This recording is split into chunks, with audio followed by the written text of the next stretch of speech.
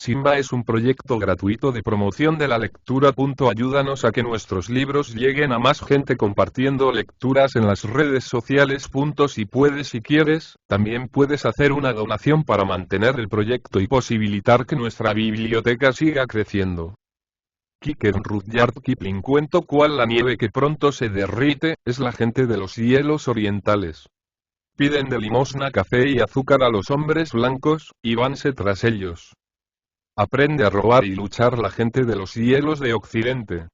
Venden sus pieles en la factoría, y a los hombres blancos su alma. La gente de los hielos del sur con los balleneros comercian. Con cintajos adórnanse las mujeres, pero pocas y miserables son sus tiendas. Pero la gente del hielo primitivo, al norte, lejos del dominio del hombre blanco, hace sus lanzas de diente de narval. Allí del hombre es el postrer límite. Abrió los ojos. Mira. Mételo de nuevo en la piel. Será un perro muy fuerte. Cuando cumpla 4 meses le pondremos nombre. ¿Para quién será? Dijo Amorak. Miró Kadru en redondo la choza de nieve cubierta de pieles, y luego miró a Kotuko, muchacho de 14 años, que se hallaba sentado en el banco cama, y que tallaba un botón en un diente de morsa. Para mí, respondió Kotuko, con una mueca. Algún día lo necesitaré. Kadru sonrió a su vez y sus ojos parecían enterrados en las gruesas mejillas, y asintió con un movimiento de cabeza dirigiéndose a Amorak, en tanto que la feroz madre del cachorro gruñía al ver que el pequeñuelo se agitaba fuera de su alcance en la bolsa de piel de foca que se hallaba colgada sobre la lámpara de grasa de ballena para que estuviera calentita. Kotuko siguió tallando el marfil. Kadru arrojó un montón de arreos para perros en un cuarto pequeño abierto en uno de los costados de la choza, se despojó del pesado traje de caza hecho con piel de reno, púsolo en una red de delgadas ballenas entretejidas que colgaba sobre otra lámpara y se echó en el banco cama para cortar un trozo de carne de foca helada, esperando a que Amorak, su mujer, le trajera la comida acostumbrada, compuesta de carne hervida y de sopa de sangre. Había salido al despuntar el alba en dirección de los agujeros que forman las focas, a 2 leguas de distancia, y regresó a su choza con 3 de aquellos animales, de gran tamaño. A la mitad del largo y bajo pasadizo de nieve, parecido a un túnel, que conducía a la puerta interior de la choza, podían oírse ladridos y rumor de lucha a mordiscos. Eran los perros del trineo que, libres ya de su cotidiana labor, se disputaban los lugares calientes. Cuando los ladridos se tornaron demasiado fuertes, Kotuko se deslizó perezosamente del banco cama al suelo y cogió un látigo con elástico mango de ballena de medio metro de largo y con más de 7 de pesado y retorcido cuero. Se metió entonces en el corredor, en donde pareció, por el ruido, que los perros se lo comerían vivo. Pero todo aquello solo era su manera habitual de darle gracias a Dios por la comida que enseguida recibirían. Cuando llegó arrastrándose hasta el otro extremo, media docena de peludas cabezas seguían todos sus movimientos, mientras él se dirigía a una especie de horca fabricada con quijadas de ballena, en donde se colgaba la carne destinada a los perros. Arrancó grandes trozos helados sirviéndose para ello de un arpón de ancha punta, y luego permaneció en pie con el látigo en una mano y la carne en la otra. Llamó a cada animal por su nombre, primero a los más débiles, y pobre del animal que se hubiera movido antes de su turno, porque la deshilachada punta del látigo, restallando como un rayo, le hubiera arrancado 1 pulgada más o menos de pelo y piel. Cada animal gruñía, mordía su ración, se atragantaba al devorarla y se apresuraba a guarecerse en el pasadizo, en tanto que el muchacho, de pie sobre la nieve e iluminado por la vivísima luz de la aurora boreal, daba a cada quien lo suyo según estricta justicia. El último fue un gran perro negro que dirigía a los demás en el tiro y mantenía el orden entre ellos cuando llegaban los arreos. A este le dio Kotuko ración doble, que acompañó con un chasquido de látigo. ¡Ah! Exclamó el muchacho recogiendo y arrollando su látigo. Hay un pequeñuelo sobre la lámpara, el cual gruñirá de firme. Sarpok. Adentro. Retrocedió a gatas por encima de los perros. Con un sacudidor de ballena que guardaba detrás de la puerta Amorak, se quitó la nieve que tenía sobre el traje de pieles. Golpeó ligeramente las que forraban el techo de la choza para que cayeran los carámbanos que quizás estaban sobre ellas, desprendidos de la bóveda de nieve que estaba encima. Después se acostó, hecho una bola, sobre el banco. Empezaron a roncar los perros del pasadizo y a dar leves gemidos mientras dormían. El hijo menor de Amorak, en su honda capucha de pieles, pateó y lloró hasta casi ahogarse, y la madre del cachorro al que acababan de escogerle amo, permanecía echada al lado de Kotuko, con los ojos filos en la bolsa de piel de foca colocada en lugar seguro y tibio sobre la ancha y amarilla llama de la lámpara. Y todo esto ocurría muy lejos, hacia el norte, más allá del Labrador y del estrecho de Hudson, donde las grandes mareas levantan los cielos. Al norte de la península de Melville e incluso al norte de los pequeños estrechos de Fury y de Hecla. En la playa septentrional de la tierra de Baffin, en donde la isla de Bylot se eleva por encima de los hielos del estrecho de Lancaster, como el molde de un pastel puesto boca abajo. Al norte del estrecho de Lancaster es muy poco lo que se conoce, excepto Devon del norte y la tierra de Yesmere. Pero aún allí viven desparramadas algunas personas, a las puertas mismas del polo, por decirlo así. Kadru era un inuit, lo que ustedes llamarían un esquimal, y su tribu, de unas 30 personas, pertenecía a los Tununit-Miut, o sea, el país que está situado detrás de algo. Llámanse en los mapas aquellas costas desiertas Ensenada del Consejo de Marina. Pero siempre es preferible el nombre de Inuit, porque puede decirse en realidad que aquella tierra está situada detrás de todas las cosas del mundo. Solo hielo y nieve hay allí durante 9 meses, sucédense los huracanes los unos a los otros, con un frío que no puede imaginarse quien no haya visto el termómetro a 18 grados centígrados, cuando menos, bajo cero. 6 meses de esos 9 transcurren en la oscuridad. Esto es lo que hace horrible a aquel país. En los meses de verano, que son 3, solo hiela continuamente durante las noches, y durante el día, de cada 2 hiela en 1. Entonces empieza a desaparecer la nieve en las pendientes que se hallan en el sur. Unos cuantos sauces enanos muestran sus yemas lanosas. Alguna diminuta piñuela parece que va a florecer. Playas de fina arena y de guijarros descienden hasta el mar. Levántanse piedras bruñidas y rocas veteadas por encima de la granulada nieve. Pero todo esto desaparece en pocas semanas y el salvaje invierno cierra de nuevo los claros que hay en la tierra, mientras que en el mar el hielo sube y baja, roto en pedazos, en lontananza, apretándose, entrechocando, rajándose, rozando unos contra otros, pulverizándose entre tanto, y, por así decir, varando, hasta que al cabo se hiela todo junto hasta una profundidad de 3 metros, desde la tierra hasta donde está honda el agua.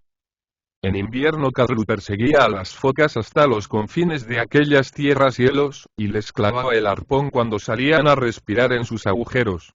Las focas deben contar con agua para vivir y cazar en ella peces. En pleno invierno sucedía allí con frecuencia que el hielo se corría hasta unas 20 leguas, sin rajarse, partiendo de la playa más próxima.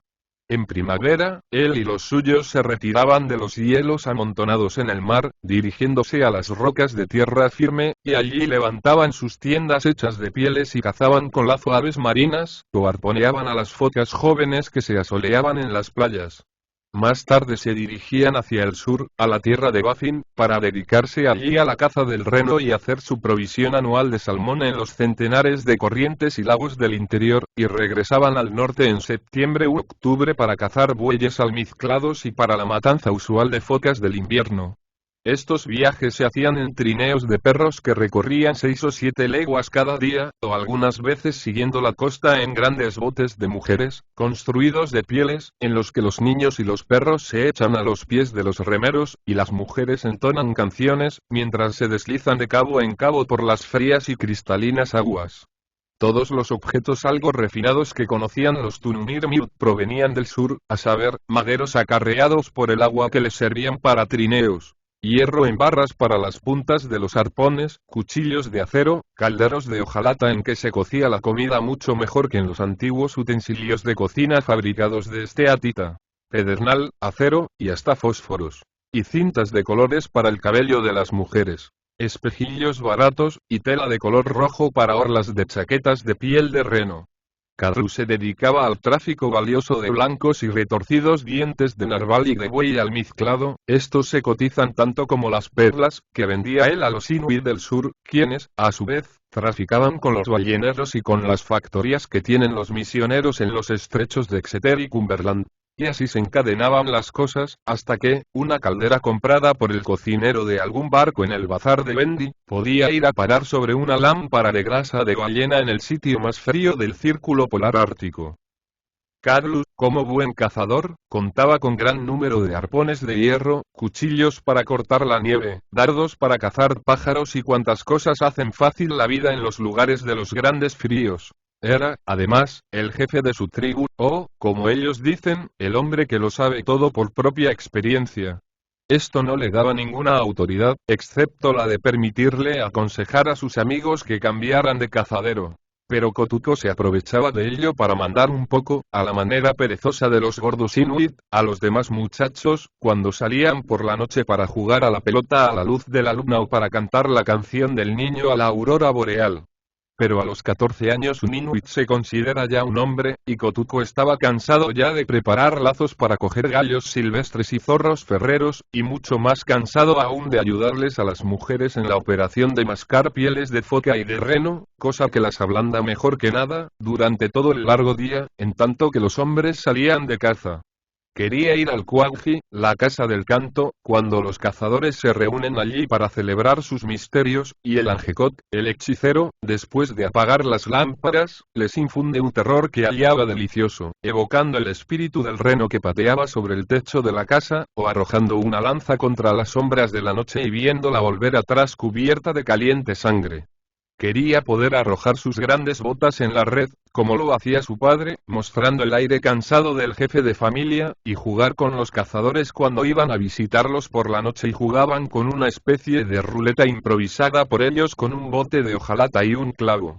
Eran cientos las cosas que quería hacer, pero los hombres se reían de él y le decían: «Espera hasta que hayas tomado parte en la lucha, Kotuko. La caza no se limita a cobrar piezas». Ahora que su padre le había regalado un cachorro, las cosas se presentaban más risueñas. Un inuit no le regala un buen perro a su hijo, hasta que el muchacho sabe algo acerca del modo de educarlo, y Kotuko estaba convencido de que sabía mucho más de lo necesario. Si el cachorro no tuviera una naturaleza de hierro, hubiera muerto por el exceso de alimento y de manoseo. Kotuko le hizo unos arreos diminutos con sus respectivos tirantes, y lo conducía por todo el suelo de la choza, gritando: «Agua. Ja agua. Hacia la derecha. Choiachoi. Ja choiachoi. Hacia la izquierda. Oaya. Párate». Al cachorro no le gustaba esto absolutamente nada, pero esto era pura felicidad comparado al susto que se llevó cuando lo pusieron por primera vez a tirar de un trineo. Se limitó a sentarse en la nieve y ponerse a jugar con el tirante de piel de foca que iba desde sus arreos hasta el pitu, la gran correa de los arcos del trineo. Arrancó el tiro de los demás perros, y el cachorro sintió que le pasaba por encima el vehículo de 3 metros de largo, arrastrándolo por la nieve, en tanto que Kotuko reía hasta que se le saltaron las lágrimas. Vinieron luego días y días en que oía siempre el chasquido del cruel látigo que silba como el viento que pasa sobre el hielo, y todos sus compañeros lo mordían porque no sabía trabajar como ellos, y el roce de los arreos lo desollaba vivo, y ya no le era permitido dormir con Kotuko, sino que lo hacían quedarse en el lugar más frío del pasadizo. Eran tiempos muy duros aquellos para el cachorro. El muchacho aprendía tan aprisa como el perrillo, aunque un trineo tirado por perros es algo muy difícil de manejar.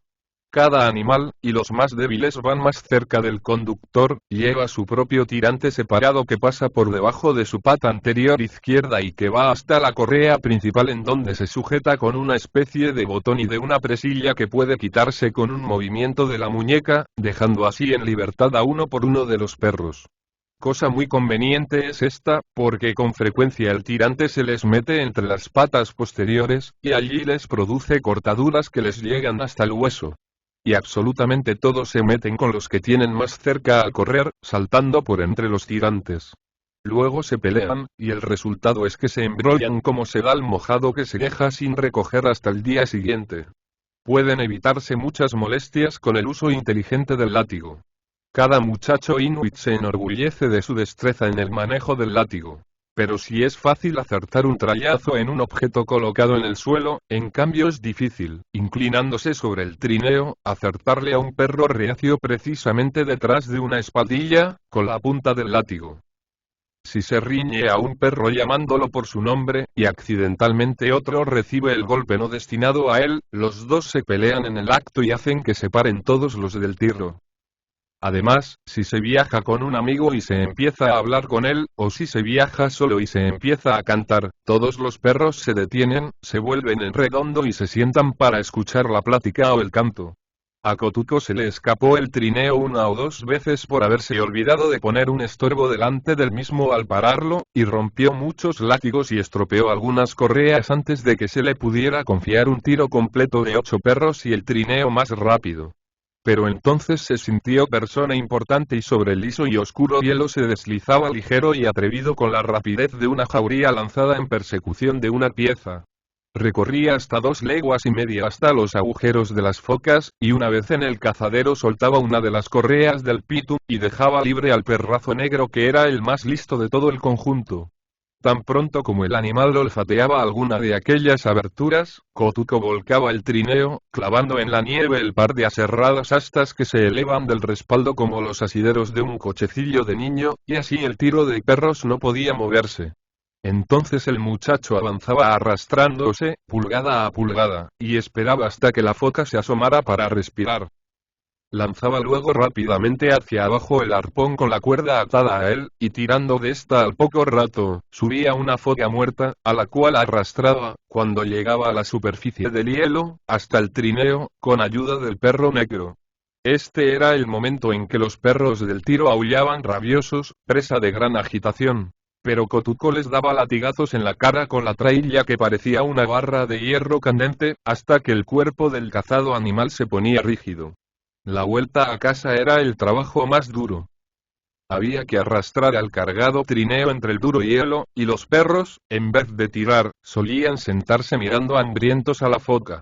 Al fin partían por el hollado camino de todos los trineos que iban a la aldea, trotando sobre aquel hielo que resonaba como si fuera metálico, con las cabezas gachas y las colas en alto, en tanto que Kotuko se ponía a cantar el Angutibaun Tainata una metana, la canción del cazador que regresa, y salían voces que le llamaban de todas las casas que hallaba al paso, bajo aquel vasto cielo sombrío, alumbrado solo por las estrellas. Cuando Kotuko, el perro, llegó a su completo desarrollo, también se divirtió a su manera. Pelea tras pelea, bravamente logró ir ascendiendo en categoría entre los perros del tiro, hasta que una tarde, por cuestión de comida, luchó con el perrazo negro que dirigía a los demás. Kotuko, el muchacho, cuidó de que aquello fuera una pelea limpia, y lo convirtió en segundo, como dicen allí. Así, pues, fue promovido a director y unido a la larga correa que lo hacía correr a 1,5 metros delante de los otros. Desde entonces tuvo la obligación de parar las peleas, ya llevando los arreos, o ya sin ellos, y usó un collar de alambre de cobre, muy grueso y pesado. En ocasiones especiales se le servían los alimentos cocidos y en el interior de la casa, y a veces se le permitía dormir en el mismo banco de su amo Kotuko. Era un buen perro para cazar focas, y podía acorralar a un buey almizclado corriendo en derredor de él y mordiscándole las patas. Incluso era capaz, y esto es la mayor prueba de bravura para un perro de trineo, era capaz de desafiar al demacrado lobo del polo ártico, al que generalmente temen todos los perros del norte más que a cualquiera otro ser de los que viven en las nieves. Él y su amo, pues no contaban como compañía a la vulgar trailla, cazaron juntos día tras día y noche tras noche, el muchacho envuelto en pieles, y el feroz animal con el pelo largo y amarillo, pequeños los ojos, blancos los colmillos. Todo el trabajo de un inuit queda circunscrito a procurarse comida y pieles para él y su familia. Las mujeres convierten en trajes las pieles. En ocasiones ayudan a poner trampas para cobrar piezas de caza menor. Pero la base de la alimentación y comen de una manera enorme deben proporcionársela los hombres. Si faltan provisiones, no existe por allí nadie a quien comprar o pedir prestado. No queda más sino morirse de hambre. Un inuit no piensa en esto sino hasta que se ve forzado a ello. Carlos, Kotuko, Amorak y el pequeño que pataleaba dentro de la capucha de pieles de esta última, y que durante todo el día mascaba trozos de grasa de ballena, vivían juntos tan felices como cualquier otra familia. Procedían de una raza de carácter muy templado. Un inuit raras veces se altera y casi nunca le pega a un niño, que ignoraba realmente lo que era mentir y más aún lo que era robar. Contentábase con arrancar a arponazos aquello con que se mantenían, del corazón helado y sin esperanzas de la misma frialdad, con mostrar sus sonrisas oleosas, con narrar extrañas fábulas de aparecidos y de hadas, durante las noches, con comer hasta más no poder, con cantar, por último, la interminable canción de sus mujeres. Anna Aya, Aya Amna, ah. Durante todo el día a la luz de la lámpara, en tanto que ellas cosían la ropa y los arreos para la caza. Pero hubo un terrible invierno en que todo pareció conjurarse contra ellos. Regresaron los Tununirmiud de su pesca anual del salmón y construyeron sus casas sobre los primeros hielos al norte de la isla de Bilot, listos para salir en persecución de las focas cuando el mar estuviera helado. Pero el otoño fue prematuro y malísimo. Continuos vendavales hubo durante todo el mes de septiembre, rompiendo la lisa superficie del hielo, caro a las focas, cuando su espesor era apenas de 1 metro o metro y medio, lanzándolo hacia tierra y amontonándolo, y formando una barrera de 5 leguas de ancho con protuberancias, escabrosidades y carámbanos, que no permitían que por allí pasaran los trineos. El borde del banco flotante de donde las focas salían para hacer su presa en los peces durante el invierno, estaba quizás a otras 5 leguas del lado de allá de la barrera y fuera del alcance de los Tununirmiut. Con todo, ¿acaso hubieran podido pasar el invierno con su provisión de salmón helado y de grasa en conserva, ayudándose con lo que les proporcionaban las trampas que ponían? Pero en diciembre, uno de sus cazadores tropezó con una tupik, una tienda hecha de pieles, en donde halló casi muertas a 3 mujeres y a una niña, que habían venido en compañía de sus hombres desde lo más remoto del norte, y habían visto cómo ellos morían aplastados en sus botes de pieles, pequeños y diseñados para la caza, mientras perseguían al narval, el del larguísimo e incisivo que parece cuerno. Carlos, por supuesto, hubo de distribuir a las mujeres entre las chozas de aquella aldea de invierno, porque un inuit jamás se niega a compartir su comida con un extranjero, ya que no sabe cuándo le llegará a él el turno de tener que aceptarla. Amorak se quedó con la niña, que era de unos 14 años, en su casa, aceptándola como una especie de criada. Por el corte de su puntiaguda capucha, y por los dibujos en forma de diamante largo que tenían sus blancas polainas de piel de reno, la supusieron originaria de la tierra de Yesmere. Jamás había visto botes de hojalata para cocinar, ni conocía trineos como aquellos en que se usa la madera para cortar el hielo. Pero Kotuko, el muchacho, y Kotuko, el perro, le tenían mucho cariño. Después, todas las zorras se fueron hacia el sur, y hasta el Volverena, el gruñón y obtuso ladronzuelo de las nieves, no se tomó la molestia de pasar por donde estaba la hilera de trampas que Kotuko había armado. La tribu perdió un par de sus mejores cazadores, que quedaron muy lastimados en una lucha con un buey almizclado, y esto acumuló más trabajo sobre los restantes.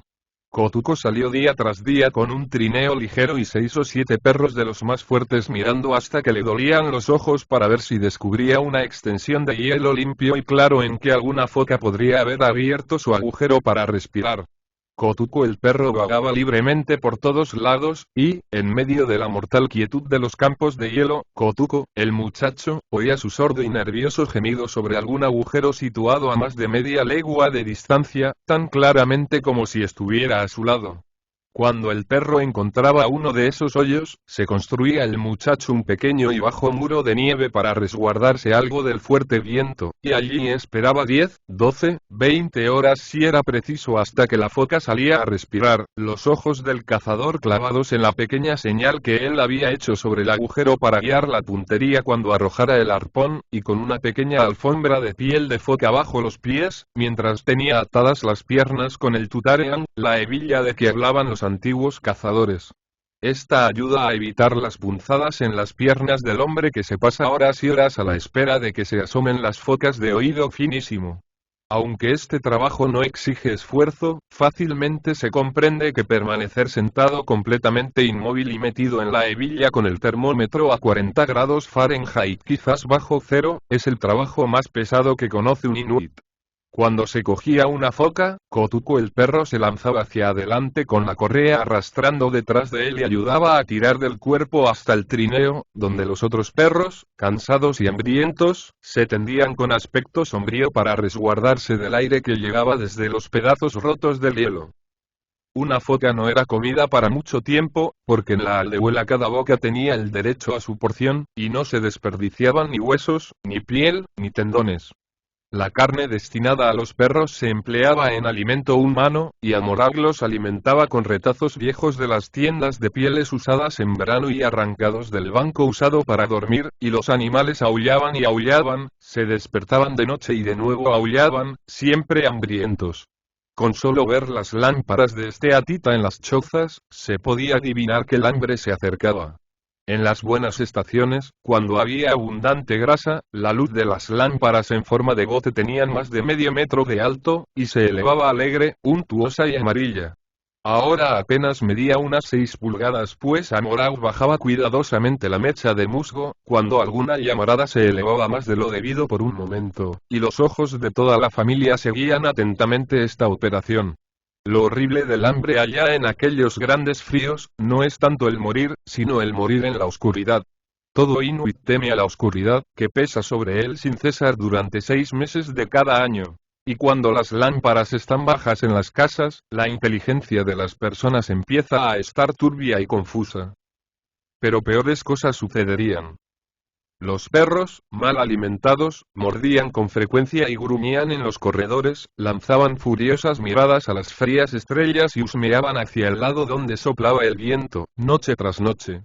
Cuando cesaban de aullar, descendía de nuevo el silencio, tan sólido y pesado como una masa de nieve acumulada por la tormenta contra una puerta, y los hombres oían entonces el latir de las venas en los delgados conductos de la oreja y el batir de sus corazones, que resonaban como el ruido del tambor que los hechiceros tocan sobre la nieve. Una noche, Kotuko, el perro, que había estado de mal humor, cosa poco frecuente, al llevar los arreos, saltó y apoyó la cabeza contra la rodilla de Kotuko. Este lo acarició, pero el perro continuaba empujando ciegamente hacia adelante, zalamero.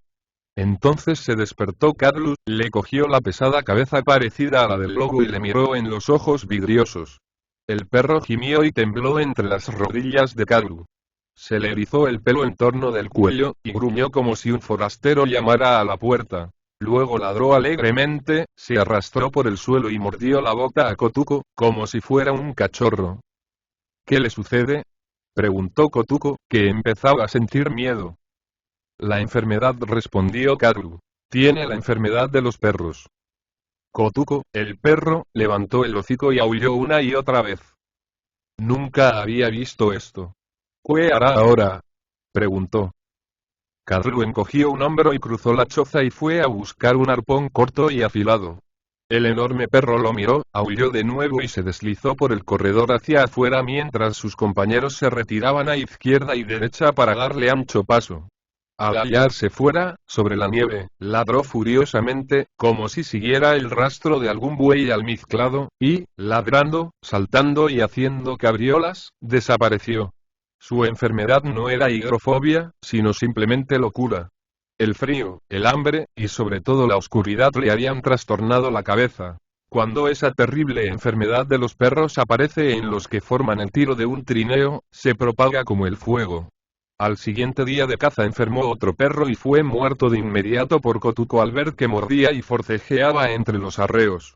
Luego, el perro negro que hacía de segundo, y que en tiempos antiguos había sido el que dirigía, empezó de pronto a ladrar como si siguiera la pista a un reno imaginario, y cuando lo soltaron del pitu, se lanzó contra un gran montón de hielo, y huyó como lo había hecho el que dirigía el tiro, con los arreos colgando. Después de esto, nadie quiso ya sacar a los perros.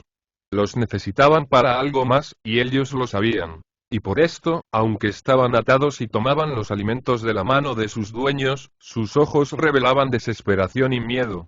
Y para que todo fuera peor, empezaron las viejas a contar cuentos de fantasmas y a decir que habían visto los espíritus de los cazadores muertos, desaparecidos aquel otoño, los cuales habían profetizado horribles sucesos.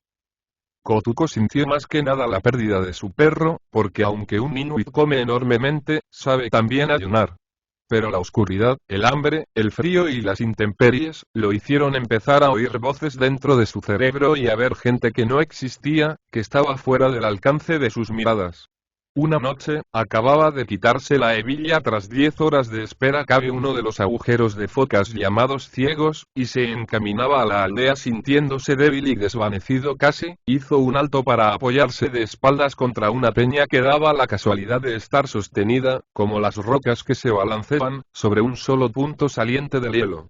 Su peso, al apoyarse, destruyó el equilibrio de la peña, y ésta rodó pesadamente, y mientras Kotuko saltaba a un lado para evitarla, resbaló aquella en dirección hacia él chirriando y silbando por el hielo que tenía forma de talud. Esto fue suficiente para Kotuko. Había sido educado en la creencia de que cada roca y cada peña tienen su dueño, su Inua, que era generalmente algo parecido a una mujer con un solo ojo, que recibía el nombre de Tornak, y que, cuando una Tornak quería ayudar a un hombre, rodaba tras él dentro de su pétrea casa y le preguntaba si quería tomarla como su espíritu protector. En el verano, durante los deshielos, las rocas y las peñas que el hielo sostiene, ruedan y resbalan por toda la superficie del terreno. Así, no es difícil comprender cómo nació la idea de las piedras que viven. Kotuko sintió que la sangre le latía en las orejas, cosa que había sentido durante todo el día, y creyó que esto era la tornado de la piedra, que le hablaba. Antes de llegar a su casa, ya estaba convencido de que había tenido con aquella una larga conversación, y como toda su gente creía que esto era muy posible, nadie lo contradijo. Me dijo. Me lanzo desde el lugar que ocupo en la nieve, repetía Kotuko con los ojos hundidos e inclinándose hacia adelante en la mal alumbrada choza. Dijo. Seré tu guía. Te guiaré a los mejores agujeros de focas. Mañana salgo de caza, y la tornado me guiará. Luego vino el Angekok, el hechicero de la aldea, y Kotuko se lo refirió todo por segunda vez. No perdió ni una tilde al ser repetido. Sigue a los Tornait, los espíritus de las piedras, y ellos nos darán de nuevo comida, dijo el Angekok.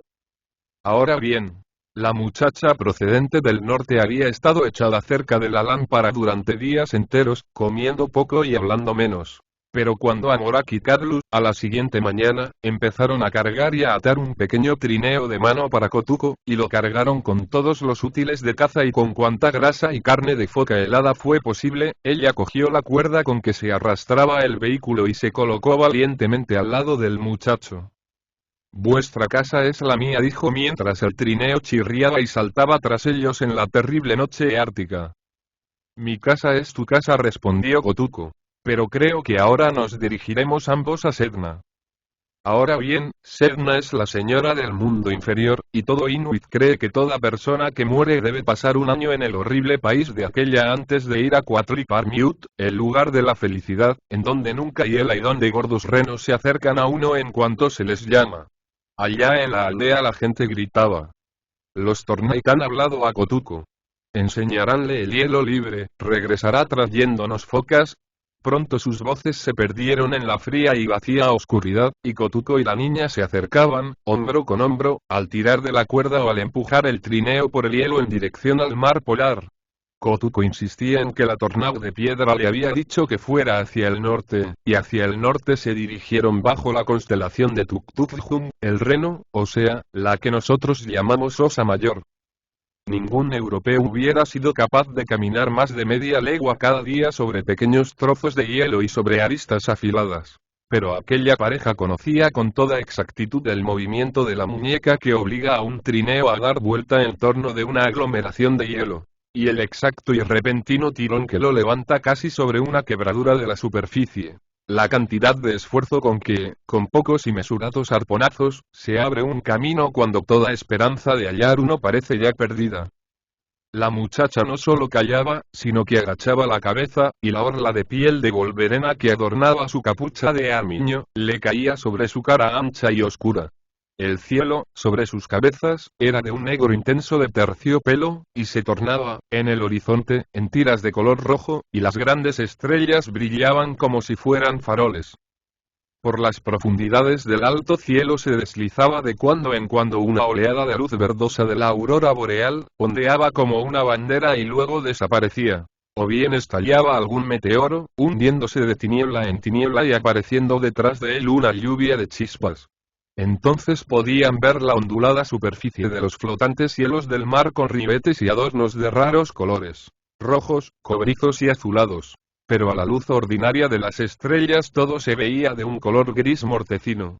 Los hielos flotantes, como recordaréis, habían sido sacudidos y aglomerados por los vientos de otoño, por lo que parecía que había pasado por allí un temblor de tierra, habiéndose helado después todo. Podían verse canales, barrancos y agujeros, semejantes a cascajares abiertos en el hielo. Pedazos de este que habían permanecido en la primitiva superficie total. Otros negros, parecidos a pústulas, que habían sido arrojados bajo los hielos flotantes por algún vendaval y vueltos después a levantar. Piñas de hielo redondeadas. Crestas como dientes de sierra, que la nieve, que va volando delante del viento, había hecho. Y verdaderos pozos de paredes hundidas en los cuales, en una extensión de por lo menos 1 hectárea o hectárea y media, el nivel del suelo era mucho más bajo que en el resto del terreno. Desde cierta distancia hubiéranse podido tomar por focas o morsas los pedazos de hielo, o por trineos puestos boca abajo, o por hombres en expedición de caza, o incluso por el mismísimo gran fantasma blanco del oso de 10 patas. Pero, a pesar de todas esas formas fantásticas, que parecían a punto de cobrar vida, no se escuchaba ningún ruido, ni siquiera el más pequeño eco de algún rumor. Y al través de ese silencio y esa soledad, donde repentinas luces se encendían y se apagaban nuevamente, el trineo y quienes lo empujaban se arrastraban como visiones de pesadilla, una pesadilla sobre el fin del mundo, en el fin del mundo. Cuando se sentían cansados, Kotuko construía lo que los cazadores llaman media casa, una pequeñísima choza de nieve, en la cual se metían muy apretados uno contra el otro, con la lámpara de viaje, y trataban de deshelar la carne de foca que llevaban. Una vez que habían dormido, empezaba la marcha de nuevo, unas 7 leguas diarias y no acercarse al norte más que 2 leguas y media. La muchacha iba siempre silenciosa, pero Kotuko hablaba para sí mismo algunas veces y rompía a cantar canciones que había aprendido en la casa del canto, canciones sobre el verano, sobre los renos y el salmón, todas ellas horriblemente fuera de lugar en aquella estación. Decía que había oído a la cornaca hablándole de mal humor, y corría furioso contra un montón de hielo, retorciéndose los brazos y hablando a gritos y en tono amenazador. A decir verdad, Kotuko estaba casi loco en aquel tiempo. Pero la muchacha estaba segura de que su espíritu guardián lo había estado guiando y que todo terminaría bien. Por tanto, no se sorprendió cuando al final de la 4ª jornada, Kotuko, cuyos ojos brillaban como bolas de fuego, le dijo que su tornaglos seguía al través de la nieve bajo la forma de un perro de 2 cabezas. La muchacha miró hacia donde señalaba Kotuko, y le pareció que algo se deslizaba hacia un barranco. No era ciertamente una cosa humana, pero todo el mundo sabe que el Tornait prefiere aparecerse en la de un oso o de una foca o de otros animales. Podía ser también el mismo fantasma blanco del oso de las 10 patas, o cualquiera otra cosa, porque Kotuko y la muchacha estaban tan hambrientos que ya no podían tener fe en lo que creían ver. Nada habían logrado cazar con trampas, y no habían visto ningún rastro de caza desde que salieron de la aldea. Su comida apenas si les duraría una semana más, y una nueva borrasca se les venía encima. Una tempestad polar puede durar 10 días sin interrupción, y es segura la muerte en este tiempo para quien esté fuera de su casa. Kotuko construyó una casa de nieve de tamaño suficiente para contener el trineo de mano, nunca debe uno separarse de su comida, y mientras le daba forma al último bloque irregular que forma la clave de la bóveda, vio algo que lo estaba mirando desde un montón de hielo, a unos 800 metros de distancia. El aire era brumoso, y aquella cosa parecía tener unos 40 pies de largo por 10 de alto y además una cola de 20 pies de largo, y una forma de contornos indefinidos, temblorosos. La muchacha vio aquello también, pero en vez de gritar aterrorizada, dijo calmadamente: «Eso es Kikern. ¿Qué ocurrirá luego?» «Me hablará», respondió Kotuko. El cuchillo con que cortaba el hielo tembló en su mano mientras hablaba, porque, por mucho que un hombre crea tener amistad con feos y raros espíritus, pocas veces quiere que sus palabras parezcan resultar verdad. Quiquernes, también, el fantasma de un perro gigantesco, sin dientes ni pelo, que se supone vive en el lejano norte, y que vaga por aquel país inmediatamente antes de que algo acontezca. Y estas pueden ser cosas agradables o desagradables. Pero ni a los hechiceros les gusta hablar de Quiquern. Él es el que enloquece a los perros. Como el oso fantasma, tiene muchas patas, 6 u 8 pares, y aquella cosa fantástica que se movía en la neblina, tenía más patas de las que necesita cualquier perro vivo. Kotuko y la muchacha se refugiaron rápidamente en la choza apretándose el uno contra el otro. Por supuesto, si Quiquern los hubiera necesitado, hubiera hecho que el techo se hundiera sobre sus cabezas. Pero era para ellos un consuelo saber que entre ellos y la malvada oscuridad se interponía un muro de nieve de 1,5 palmos de grueso. La tempestad estalló con el ruido estridente del viento, parecido al de un tren, y durante 3 días y 3 noches continuó sin variar ni un momento, sin atenuarse ni durante un minuto. La pareja mantenía la lámpara encendida, sostenida en sus rodillas, y masticaba tibios pedacitos de carne de foca, mirando cómo se acumulaba el negro hollín en el techo durante 72 largas horas. La muchacha hizo el recuento de la comida que tenían todavía en el trineo. No había sino para 2 días más. Kotuko examinó las puntas de hierro y las ataduras de su arpón, hechas de tendones de reno, y las de su lanza especial para focas, y las de su dardo para cazar pájaros. No había otra cosa que hacer. Pronto iremos a Sedna, muy pronto, murmuró la muchacha. En 3 días más, no nos quedará sino echarnos, y partir. ¿No hará nada por nosotros tu Tornak? Cántale una canción de Angekok para hacerla venir. Empezó el muchacho a cantar en el tono alto de aullido de las canciones mágicas, y la tormenta empezó a ceder despacio. A la mitad de la canción la muchacha se estremeció, y luego colocó, primero su mano cubierta con el mitón y luego la cabeza, sobre el hielo que formaba el piso de la choza. Kotuko siguió su ejemplo, y ambos se arrodillaron, mirándose a los ojos y escuchando tensamente. Arrancó él una delgada tira de ballena de un lazo para cazar pájaros, que tenía en el trineo, y, enderezándola, la puso en un agujerito que hizo en el hielo, afirmándola con su mitón. Quedó casi tan delicadamente ajustada como la aguja de una brújula, y entonces, en vez de escuchar, miraron atentamente. La delgada varilla tembló un poco, de una manera casi imperceptible. Después vibró más firmemente durante algunos segundos, se detuvo, y vibró de nuevo señalando en esta ocasión hacia otro punto de aquella especie de brújula. Demasiado pronto, dijo Kotuko. Una gran porción de hielo flotante se ha resquebrajado, lejos, allá afuera. La muchacha señaló la varilla y sacudió la cabeza. Se quiebra todo, dijo. Escucha el ruido en el suelo. Suenan golpes. Al arrodillarse en esta ocasión, escucharon los más curiosos y sordos rumores, como un golpetear que resonara bajo sus pies. Algunas veces parecía que algún cachorrillo chillaba colocado sobre la luz de la lámpara. Otras, que alguien quebrantaba una piedra sobre el duro hielo. Y otras, que tocaban en un tambor tapado con algo. Y todo esto sonaba en tonos muy prolongados y disminuidos, como si vibraran, pasando al través de un pequeño cuerno, durante una larga y fatigosa distancia. No iremos a Sedna echados, dijo Kotuko. Es el gran deshielo. La Tornak nos ha engañado. Moriremos. Todo esto puede parecer muy absurdo, pero ambos se encaraban a un peligro muy real. Los 3 días de viento habían barrido hacia el sur el agua de la bahía de Baffin, amontonándola contra el extremo de la gran extensión de hielo que iba desde la isla Bilot hacia el oeste. Además, la fuerte corriente que va hacia el este desde el estrecho de Lancaster llevaba durante algunas millas lo que llaman hielo en pacas, hielo tosco y áspero que aún no se ha convertido en superficie llana, y estas pacas caían como bombas sobre la masa de hielos flotantes, al mismo tiempo que el flujo y el reflujo del tormentoso mar la minaba y la hacía cada vez más débil. Lo que Kotuko y la muchacha habían oído, eran los débiles ecos de aquella lucha que ocurría a 8 o 10 leguas de distancia, y la reveladora varilla vibraba al choque del continuo batallar.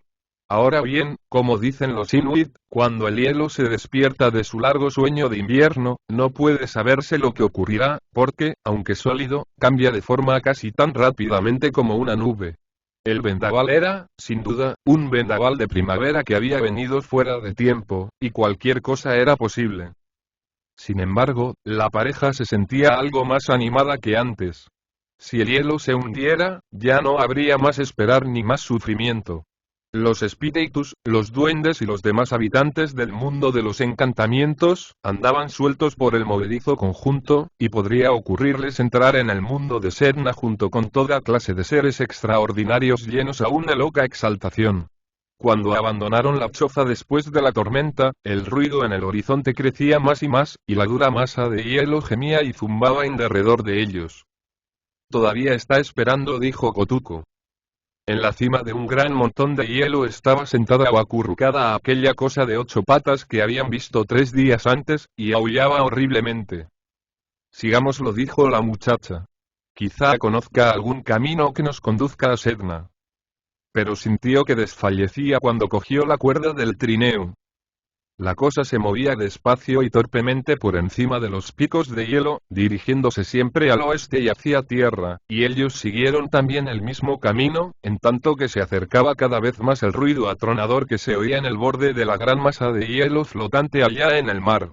La masa de hielo estaba ya rajada en todos sentidos en el espacio de 1 legua en dirección a la tierra, y capas de 3 metros de grueso, que ahora medían unos pocos metros cuadrados, o bien unas 8 hectáreas, saltaban, se hundían y chocaban unas contra otras. O, con la porción de la masa total que aún no estaba rota, al ser cogidas y sacudidas por el oleaje revuelto que se agitaba entre ellas. Este ariete de hielo era, por decirlo así, la avanzada del ejército que el mar lanzaba contra sus mismos hielos flotantes.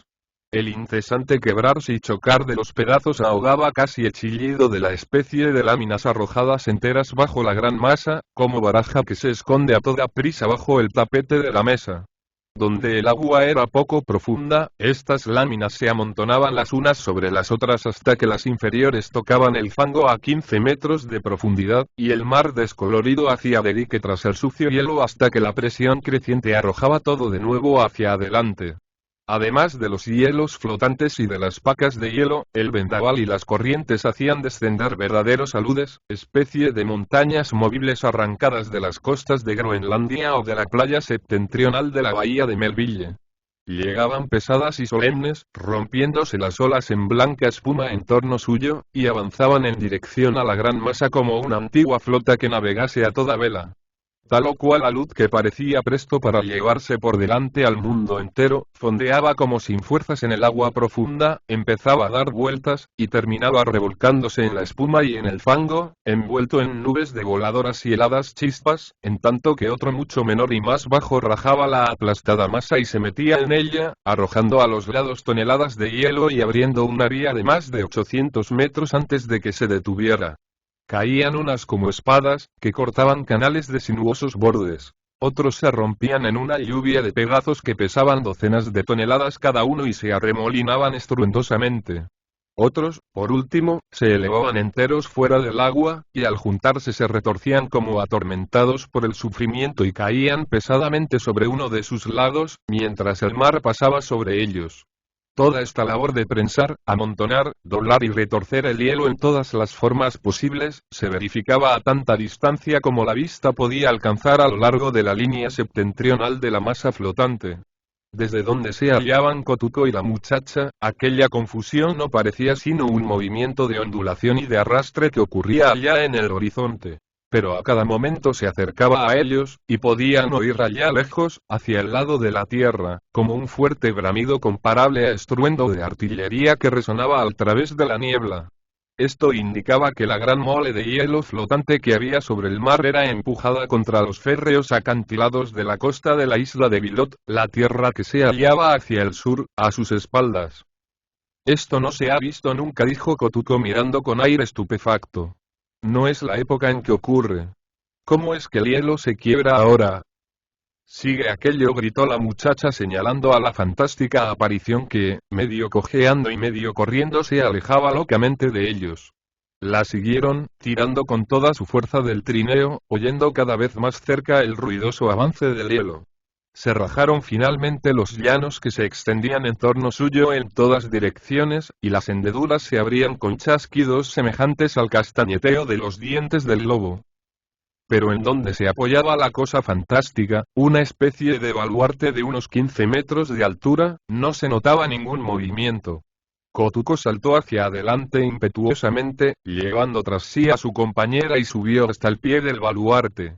La voz del hielo crecía y crecía en torno suyo, pero aquella fortaleza permanecía firme, y, como la muchacha mirara a su compañero, éste levantó el codo derecho apartándolo al mismo tiempo del cuerpo, haciendo la señal que usa el inuit para indicar que ha visto tierra y que ésta tiene forma de isla. Y ciertamente a tierra los había llevado aquella fantástica aparición de 8 patas que andaba cojeando hacia un islote de base granítica y de arenosa playa, cubierto, enfundado y como enmascarado por el hielo, hasta tal punto, que no había hombre capaz de distinguirlo entre la helada y enorme mole que flotaba sobre el mar. Pero por debajo era tierra sólida y no hielo movible. Cuando se rompían y rebotaban los pedazos flotantes al chocar con el islote, marcaba las orillas de este, y arrancaba de él un protector banco de arena en dirección al norte, desviando así la acometida de los más pesados bloques de hielo, ni más ni menos que como la reja de arado aparta los trozos de marga. Existía el peligro, por supuesto, de que alguna gran extensión de hielo, por alguna tremenda presión, remontara a la playa e hiciera desaparecer completamente la parte alta del islote. Pero tal idea no les preocupó ni a Kotuko ni a la muchacha mientras construían su casa de nieve y empezaban a comer, oyendo cómo las moles congeladas golpeaban en la playa y rodaban por ella. La cosa fantástica había desaparecido, y Kotuko hablaba excitado de su poder sobre los espíritus en tanto que se acurrucaba junto a la lámpara. En medio de sus insensatas afirmaciones, la muchacha empezó a reír balanceando el cuerpo hacia adelante y hacia atrás. A sus espaldas, avanzando cautelosamente dentro de la choza, se veían 2 cabezas, una amarilla y la otra negra, que pertenecían a los 2 más avergonzados y tristes perros que jamás se hayan visto. Uno era Kotuko, el perro, y el otro, el que había dirigido el trineo. Ambos estaban ahora gordos, de buen aspecto, y completamente curados de su locura. Pero iban unidos el uno al otro de la manera más extraña. Recordaréis que cuando huyó el perro negro, llevaba colgando los arreos. Debió encontrarse con Kotuko, el perro, y jugar o pelear con él, porque el lazo que le pasaba por las espaldillas se enganchó en los alambres de cuero retorcido que llevaba Kotuko en su collar, y se habían enredado de tal modo y tan fuertemente, que ninguno de los 2 pudo coger la correa con los dientes para separarla, siendo así cada uno atraído por su vecino. Esto, junto con la libertad de cazar por su cuenta, les ayudó a curarse de su locura. Estaban ya en su sano juicio. La muchacha empujó a los avergonzados animales hacia Kotuko, y muerta de risa, gritó: «Aquí tienes a Kikern, que nos llevó a tierra firme. Mira las 8 patas y las 2 cabezas». Kotuko los dejó en libertad, cortando la correa, y ambos se echaron en sus brazos, ambos al mismo tiempo, tratando de explicarle cómo habían recobrado la razón. Kotuko palpó los costados de los animales y vio que los tenían bien llenos y el pelo reluciente. «Encontraron comida», dijo, sonriendo. «Neo que siempre no iremos a Serna tan pronto. Mi Tornag los envió. Se han curado de su enfermedad». En cuanto hubieron acariciado a Kotuko, los 2 animales, que se habían visto obligados a dormir y comer y cazar juntos durante las últimas semanas, se lanzaron el uno contra el otro, y hubo una gran batalla en la casa de nieve.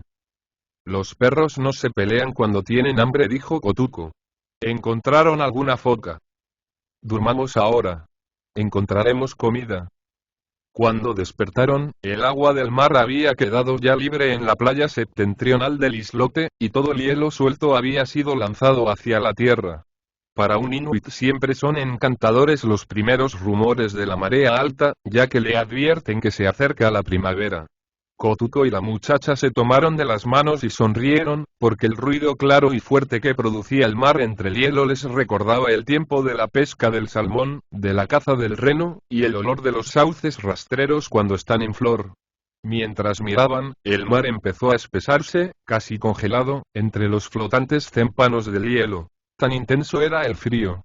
Pero en el horizonte veíase una ancha y roja claridad que era la luz del hundido sol. Era aquello como un bostezo en mitad del sueño, más que un verdadero despertar para levantarse, y solo duró unos minutos la claridad, pero, con todo, marcaba la mejor estación del año. Nada, pensaron, podía cambiar ese curso de las cosas. Kotuko encontró a los perros peleándose sobre el cuerpo de una foca recién muerta, la cual había seguido a los peces que una tormenta hace siempre cambiar de lugar. Fue la primera de unas 20 o 30 que llegaron a la isla en el transcurso del día, y hasta que el mar se heló fuertemente fueron por centenares las vivas cabezas negras que se vieron, disfrutando del agua libre, poco profunda, y flotando entre los témpanos de hielo. Era un gusto poder comer de nuevo hígado de foca, llenar las lámparas de grasa sin miedo de que escaseara, y ver cómo la llama se elevaba a 1 metro de altura. Pero tan pronto como apareció el hielo nuevo en el mar, Kotuko y su compañera cargaron el trineo de mano e hicieron tirar de él a los dos perros como nunca en la vida habían tirado, porque temían lo que hubiera podido ocurrir en la aldea. El tiempo seguía tan implacable como de costumbre, pero es mucho más fácil arrastrar un trineo cargado de víveres que cazar muriéndose de hambre. Dejaron los cuerpos de 25 focas enterrados en el hielo de la playa y listos para ser aprovechados, y luego se apresuraron a regresar con los suyos. Los perros les enseñaron el camino tan pronto como comprendieron lo que Kotuko deseaba que hicieran, y, aunque no había ninguna señal de la ruta que debían seguir, en 2 días se hallaban ya dando voces en la misma entrada de la casa de Karu. Solo 3 perros les contestaron. Los otros habían sido comidos y las casas estaban sumidas en la oscuridad. Pero cuando Kotuko gritó, ¡ojo! ¿Qué quiere decir carne hervida?, le respondieron unas cuantas voces débiles, y cuando llamó a los habitantes de la aldea por sus nombres y con voz muy clara, no hubo nadie que faltase. 1 hora después brillaban las lámparas en casa de Karu. El agua de nieve derretida se calentaba al fuego. Hervían los botes de hojalata, y el hielo goteaba desde el techo, en tanto que Amorak cocinaba comida para toda la aldea. El chiquitín, metido en su capucha de pieles, mascaba un pedazo de grasa que tenía sabor de nueces, y los cazadores se atiborraban metódica y pausadamente de carne de foca. Kotuko y la muchacha narraron sus aventuras. Los 2 perros se sentaron entre ellos, y cada vez que oían pronunciar su nombre en el relato, paraban una oreja y parecían tan avergonzados de sí mismos cuanto pensar se pueda. El perro que haya enloquecido una vez y que luego se haya curado, dicen los inuit, queda curado para siempre. Así pues, la Tornau no se olvidó de nosotros, dijo Kotuko. Sopló la tempestad, se rompió el hielo y las focas llegaron tras los peces asustados por el temporal. Ahora los nuevos agujeros que las focas han hecho, están de aquí a 2 días de distancia. Que los buenos cazadores vayan mañana y traigan las focas que he matado. 25, y están enterradas en el hielo. Cuando las hayamos comido, iremos todos a cazar a las otras. ¿Y ustedes, qué harán ahora?, preguntó el hechicero a Carlos, en el tono que usaba para hablar con él, porque era el más rico de los Tunngirniut. Carlu miró a la muchacha, a la hija del norte, y dijo calmosamente: «Nosotros vamos a construir una casa».